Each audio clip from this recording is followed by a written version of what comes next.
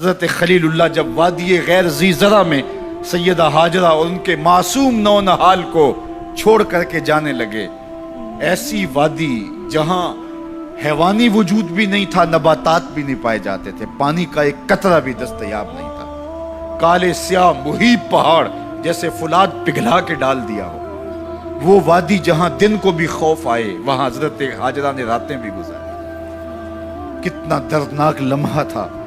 جب سحری کا وقت ہوا، حضرت خلیل اللہ دعائیں دے کے رخصت ہونے لگے، حضرت ہاجرہ سلام اللہ نے آگے بڑھ کے اپنے شوہر نامدار کا دامن پکڑ لیا، تمسکت بعضیالہ، دامن پکڑ کے بولی میرے شوہر نامدار، اس محیب وادی میں، اس پہاڑوں کے دامن میں جہاں دن کو بھی خوف آئے، نونہال معصوم کے ہمراہ مجھے چھوڑ کے کہاں جا رہے ہو؟ حضرت خلیل اللہ نے کوئی جواب نہیں دیا، پھر قدم اٹھایا تو زوجہ نے پھر دامن پکڑا، پھر وہی سوال، پھر کوئی جواب نہیں آیا، تیسری مرتبہ دامن پکڑا، خلیل اللہ کی جانب سے کوئی جواب نہیں آیا، تو خاتون خود بولی کیا اللہ کا حکم تو نہیں؟ تو حضرت خلیل اللہ نے کہا نعم، ہاں اسی کا حکم ہے۔ حضرت ہاجرہ نے دامن چھوڑ دیا، کہا جائیے خیر سے جائیے، اگر اس کا حکم ہے وہ ہمیں ضائع نہیں ہونے دے گا۔ جہاں دن نہیں گزارے جا سکتے تھے پھر اس خاتون نے وہاں راتیں بھی کاٹی، وہ وادی جس میں وحشت بھی قدم رکھتی تھی ڈر ڈر کے، جہاں پھرتے تھے آوارہ تھپیڑے بادے سر سر کے، جہاں پر گھاس اگتی ہے، جہاں نہ پھول کھلتے ہیں، مگر وہ سرزمین ہے آسماں بھی جھک کے ملتے ہیں۔ اپنی پاک باز بیوی اور نونہال بیٹے کو چھوڑ کے حضرت خلیل اللہ دعائیں دے کے رخصت ہو گئے۔ تھوڑا سا توشہ تھا، 2-1 دن کے بعد ختم ہو گیا،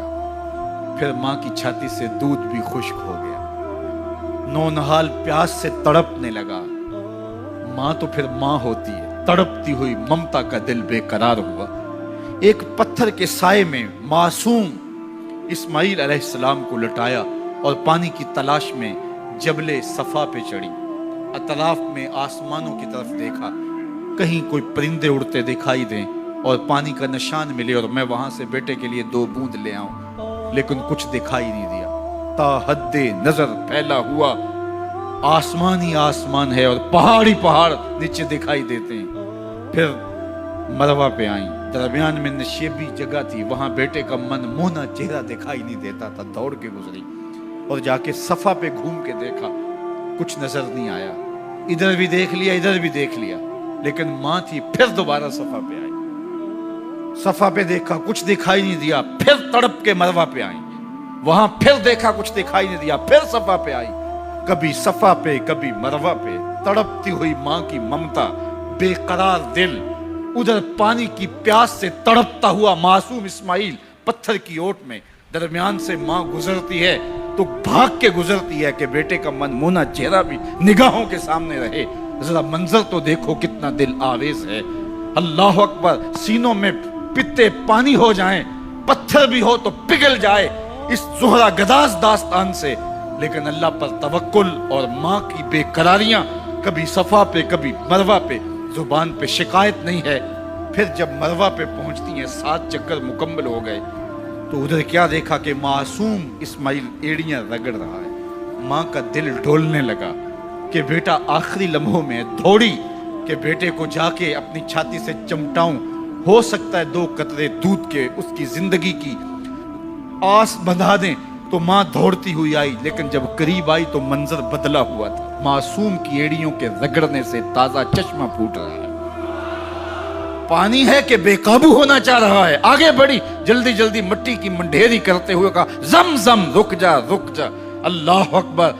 ہاجرہ سلام اللہ علیہا نے حضرت اسماعیل کی محبت اور اپنے رب پر توکل کی انوکھی اور البیلی داستان رقم کی، کہا ہاجرہ تو نے بھی حد کر دی، لیکن قیامت تک تیری راہوں کو بھی جلوہ گاہ بنا دیں گے، یہاں نبی بھی دوڑیں گے، ولی بھی دوڑیں گے، غوث بھی دوڑیں گے، کتب اور ابدال بھی دوڑیں گے، شہنشاہ بھی دوڑیں گے، کج کلا بھی دوڑیں گے، یہ دوڑنا ہم عبادت بنا دیں گے، حتیٰ کہ امام الانبیاء بھی ان راہوں کی سائی کرتے رہے۔ عجیب رنگ، عجیب منظر اور عجیب کیف کا عالم۔ اچھا، یہاں رک کے ایک بات کرنا چاہوں گا، اگر آپ کی توجہ ہو، جہاں حضرت ہاجرہ دوڑیں اور ان کے مبارک قدم وہاں لگے اور لگ کے ہٹ گئے، عارضی نسبت ہے، مستقل نسبت نہیں ہے. جہاں ان کے قدم لگ کے ہٹ گئے وہ جگہ تو جلوہ گاہ بن گئی، اور جہاں حضور خود جلوہ فرما ہیں وہ گنبد خضرا جلوہ گاہ کیوں نہیں ہو سکتا؟